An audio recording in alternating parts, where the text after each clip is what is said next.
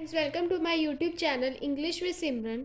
आज की वीडियो में हम करेंगे फ्यूचर परफेक्ट कंटिन्यूस टेंसेस के नेगेटिव सेंटेंसेस और इंटरोगेटिव सेंटेंसेस। इसकी पिछली वीडियो में हम कर चुके हैं फ्यूचर परफेक्ट कंटिन्यूस टेंसेस के अफर्मेटिव सेंटेंसेस, तो वो वीडियो प्लीज़ चेकआउट कर लीजिएगा। और प्रीवियस वीडियो भी जो मैं टेंसेस पे बना चुकी हूँ वो भी एक बार चेकआउट ज़रूर करिए, क्योंकि तभी आपके बेसिस बिल्कुल कंप्लीट हो जाएंगे। ठीक है, कंसेप्ट क्लियर हो जाएंगे। तो दैट मीन्स हम अफर्मेटिव कर चुके हैं, आज हम बढ़ने जा रहे हैं नेगेटिव सेंटेंसेस पे।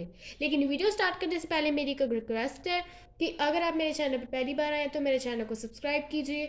अगर आपने मेरी वीडियो को लाइक नहीं किया तो मेरी वीडियो को लाइक कीजिए और मेरी वीडियो को ज़्यादा से ज़्यादा शेयर कीजिएगा। तो अब हम स्टार्ट करते हैं future perfect continuous tenses, our last video of tenses negative sentences. ठीक है, तो आज हम करने जा रहे हैं फ्यूचर परफेक्ट कंटिन्यूस टेंसेस के नेगेटिव सेंटेंसेस, यानी कि नकारात्मक वाक्य। नकारात्मक वाक्य का मतलब होता है जिसमें ना नहीं मत का प्रयोग होगा, मतलब जिसमें काम के ना होने का हमें पता चले। दैट मीन्स वो कौन से सेंटेंसेस है, नेगेटिव सेंटेंसेस। ठीक है, तो नेगेटिव सेंटेंसेस का सबसे पहले रूल समझने से पहले भी मैं आपको एक चीज़ बता दूं, जो मैं आई थिंक काफ़ी नेगेटिव सेंटेंसेस की वीडियो में बता चुकी हूँ पीछे। इसमें वो थोड़ा सा कंसेप्ट हिलता है, क्योंकि मैं आपको इसकी कल वाली वीडियो ही आप ज़रूर देखिएगा। उस वीडियो में बता चुकी हूँ कि जो परफेक्ट कंटिन्यूस टेंसेज है, यानी जिस सेंटेंसेज में दो सेंटेंसेज कंबाइन हो रहे हैं, तो उसमें हमें थोड़ा सा स्लाइटली डिफरेंस याद रखना पड़ता है। ठीक है, तो सबसे पहले रूल समझने से पहले हमें पता है कि हमें फ्यूचर परफेक्ट कंटिन्यूस टेंसेस की हमारी हेल्पिंग वर्ब्स कौन सी हैं, विल, हैव, बीन। ठीक है, ये हमारी क्या है, हेल्पिंग वर्ब। तो मैंने आपको बताया हुआ है कि नेगेटिव के साथ हम क्या करते हैं, जो हमारी हेल्पिंग वर्ब्स होती है उसके साथ हम नॉट यूज कर देते हैं। ठीक है, तो इसमें थोड़ा सा डिफरेंस है, नॉट इसमें भी यूज कर रहे हो, लेकिन विल, हैव, बीन नॉट नहीं यूज करना, मतलब बीन के बाद नॉट नहीं लगाना, विल के बाद ही नॉट लगा देना। ठीक है, तो सबसे पहले आएगा सब्जेक्ट, उसके बाद विल नॉट हैव बीन, यानी कि जो हमारी नेगेटिव सेंटेंस की वर्ब है विल, देन उसके बाद नॉट लगाना और फिर उसके पीछे हैव बीन लगा देना। ये चीज़ आपने थोड़ी सी याद करनी है, क्योंकि बाकी सेंटेंसेस में जैसे हम कंटिन्यूस करते थे तो उसमें इज एम आर होता था, प्रेजेंट कंटिन्यूस में हम उसके साथ नॉट लगा देते थे, is not, am not, are not. But इसमें विल के साथ हमें नॉट फिर उसके बाद हैव बीन लगाना। ठीक है, देन उसके बाद हमारी जो मेन वर्ब है उसके साथ आई एन जी तो लगाना ही, क्योंकि कंटिन्यूस की बात कर रहे हो। फिर उसके बाद ऑब्जेक्ट लगाओगे, फिर उसके बाद सिंस और फॉर। सिंस और फॉर मैं आपको बता चुकी हूँ। सिंस हम यूज़ करेंगे एग्जैक्ट पॉइंट ऑफ टाइम, यानी कि जिस जिस सेंटेंस में हमें एग्जैक्ट टाइम पता है कि काम कब से शुरू हो रहा है, तो दैट मीन्स वो सिंस है। एंड फॉर हम यूज़ करेंगे जहाँ पर हमें एग्जैक्ट टाइम नहीं पता। ठीक है, जहाँ पर हमें ड्यूरेशन दी हुई है, टाइम की अवधि दी हुई है, यानी मैं आपको बता चुकी हूँ कि टाइम की यूनिट्स जहाँ पर या आ जाए, यानी कि hours, minute, seconds and days, जहाँ पर आपको ये चार दिखें वहाँ पर आप फॉर यूज़ करो, बाकी जगह आप since as it is use कर लो, करेक्ट होगा। ये एक तरह की ट्रिक की मान लो आप। ठीक है, और फिर उसके बाद जो आपका मैंशनड टाइम है वो दे। ठीक है, तो सबसे पहले एग्जाम्पल से समझते हैं, उससे तो बिल्कुल ही क्लियर हो जाएगा, क्योंकि हम एग्जाम्पल्स भी रूल के साथ अटैच करके करते हैं, तो कन्फ्यूज़न की कोई गुंजाइश ही नहीं है। वह सुबह से नहीं खेल रही होगी। तो सबसे पहले the most important thing in the sentence, which is the most important thing, that is subject, from which the sentence will begin and from which the sentence will make the complete sentence. So वो क्या होता है, subject. इसमें हमारा subject है वे। वे यानी कि या तो ही या तो शी। अब ही और शी है, ये रही से पता चल रहा है कि लड़की की बात हो रही है, that means we will use our subject as a she. ठीक है, देन हमारी हेल्पिंग वर्ब जो नेगेटिव के लिए आपने याद की है, बिल्कुल एज इट इज उठा के यहाँ पर लिख दो, विल नॉट हैव बीन। चलो, ये देखो आधा सेंटेंस यही कंप्लीट हो चुका है। फिर उसके बाद हमारी मेन वर्ब क्या है इसमें, खेल, यानी कि मुख्य क्रिया क्या हो रही है, खेल, प्ले। अब मेन वर्ब के साथ हमने क्या लगाना है, I N G, because of continuous tenses.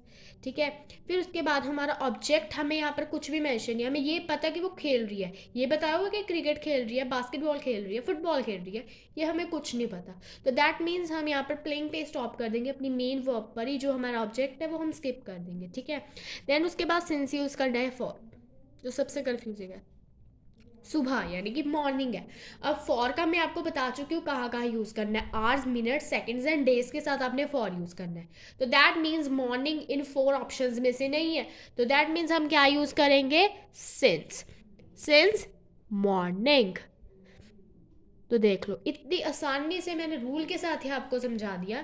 क्या बन गई इसकी translation, she will not have been playing since morning. ठीक है, अब करते हैं सेकंड एग्जांपल। सूरज तीर घट्टे से नहीं सो रहा होगा। So first of all our subject in this sentence is Suraj. Okay, Suraj. Then our helping verb of negative sentence is will not have been. And after that our main verb, our जो हमारी मुख्य क्रिया, our main verb is so, means sleep. And with main verb we use ing because of the continuous tenses. And then our object is missing because we don't have any object in this sentence. हमारे पास कोई object नहीं है तो वो छोड़ दो. Then उसके बाद सिंस और फॉर. अब सिंस या फॉर क्या दिया हुआ है, 3 घंटे यानी कि 3 आवर्स. ठीक है, तो मैं आपको बता चुकी हूँ फॉर कहाँ यूज़ करना है, hours, minute, seconds and days. तो आवर्स आ रहा है ना इस फोर चॉइसेस में से, तो that means we will use four. How many time will be given, 3 hours. Okay, so our translation is Suraj will not have been sleeping for 3 hours. तो negative sentences का rule बनता है subject plus will not have been, then our main verb, then ing plus object plus since for plus time. And with our rule we will do 2 translations and examples of the negative sentences. Now we will move on the interrogative sentences. अब हम interrogative sentences करने जा रहे हैं, तो वो start करते हैं. तो सबसे पहले समझते हैं इंटेरोगेटिव सेंटेंसेस यानी कि हमारे प्रश्नवाचक वाक्यों का रूल. तो रूल समझने से पहले मैं आपको एक चीज़ बता दूं जो मैं हर वीडियो में ऑलमोस्ट बता चुकी हूँ इंटेरोगेटिव सेंटेंसेस की, कि इसमें हम क्या याद करते हैं कि जो हमारी हेल्पिंग वर्ब होती है उसे हम सब्जेक्ट के आगे लगा देते हैं. In front of subject we will put our helping verb. But इसमें मैंने आपको बताया थोड़ा सा डिफरेंस है क्योंकि हम 2 टेंसेस पढ़ रहे हैं, perfect and continuous combine. So that's Y सबसे पहले आप विल लगाओगे, फिर उसके बाद सब्जेक्ट लगाओगे, फिर उसके बाद हैव बीन लगाओगे. ठीक है, तो कंफ्यूज, सबसे पहले तो कंफ्यूजन छोड़ दो. हमारी मेन हमने क्या पढ़ा अफर्मेटिव में कि हमारी हेल्पिंग वर्ब क्या है, विल हैव बीन. ठीक है, जहां पर आपको दिखता है कि इसको थोड़ा अलग करके यानी कि नेगेटिव और इंटेरोगेटिव में आप याद करो. ठीक है, वहां पर आपने क्या करना है, सबसे पहले जो विल है उसे अलग कर देना है. ठीक है, नेगेटिव में भी आपने विल के साथ नॉट लगाया. ठीक है, इसके साथ नहीं लगाया. हैव बीन आपने कहीं पर भी, चाहे वो नेगेटिव हो चाहे वो इंटेरोगेटिव हो, ठीक है, फ्यूचर के, तो हैव बीन आपने साथ में लगाना है. विल को कर दो अलग और उसके बीच फिट कर दो सब्जेक्ट. नेगेटिव में कर दो उसके बीच नॉट, एंड इंटेरोगेटिव में कर दो उस दोनों के बीच सब्जेक्ट. ठीक है, अब तो आई थिंक क्लियर ही हो गया होगा. तो सबसे पहले विल, फिर उसके बाद सब्जेक्ट, फिर उसके बाद हैव बीन, फिर our main verb, then ing with our main verb because of the continuous tenses, then object, then since and for, and then our mentioned time, whether it is 3 hours or whether it is morning, evening, 3 o'clock. Okay, सो ये हमारा rule हो गया. अब इसमें shell की भी कई बच्चों की क्वेश्चंस होंगे कि शेल क्यों नहीं यूज़ किया. तो शेल में आपको बता चुकी हूँ फ्यूचर इंडेफिनेट की वीडियो में ही कि हम शेल इसलिए यूज़ नहीं करते क्योंकि according to our modern English we will use shall with the probability question, probability sentences यानी कि जिसमें संभावना होने की बातें हैं. ठीक है, तो अब शेल बिल्कुल डिटेक्ट हो चुका है हमारी मॉडर्न इंग्लिश पे से. सो दैट्स वाई हम only will helping verb use करते हैं. We will use will as a future tenses helping verb. You will remember that thing. If you want to put shall with any I or we, you will put that but it is not the correct sentence. Okay, so it's your choice. तो सबसे पहले example करते हैं. क्या वह सुबह से खेल रही होगी. मैंने नेगेटिव को ही इंटेरोगेटिव में करके दिखाया तो आपको डिफरेंस पता चल जाएगा कि हमने नेगेटिव सेंटेंसेस कैसे बनाने हैं and how we will make our interrogative sentences. तो सबसे पहली एग्जाम्पल क्या है, सुबह से खेल रही होगी. So according to our rule firstly we will put our helping verb which is will. फिर उसके बाद हमारा सब्जेक्ट है वे, यानी कि वे या तो ही होगा या शी. रही से पता चल रहा है वो शी है. ठीक है, देन हैव बीन, फिर उसके बाद हमारी मेन वर्ब हो कि मतलब मेन वर्ब क्या है, मुख्य क्रिया क्या हो रही है, खेल यानी कि प्ले। मुख्य क्रिया के साथ क्या लगाना है, आईएनजी। ऑब्जेक्ट यहाँ पर कुछ भी मेंशन नहीं है कि वो क्या खेल रहा है, so that's why we skip our object. फिर उसके बाद सिंस और फॉर लगेगा। ये मैं आपको बता चुकी हूँ कि फॉर कहाँ यूज़ करना है, duration of times means hours, minute, seconds and days. ठीक है, ये चारों में से सुबह तो आता नहीं, मतलब मॉर्निंग तो आता नहीं, तो that's why we'll use since with our time. तो हमारा टाइम क्या मेंशन है, मॉर्निंग।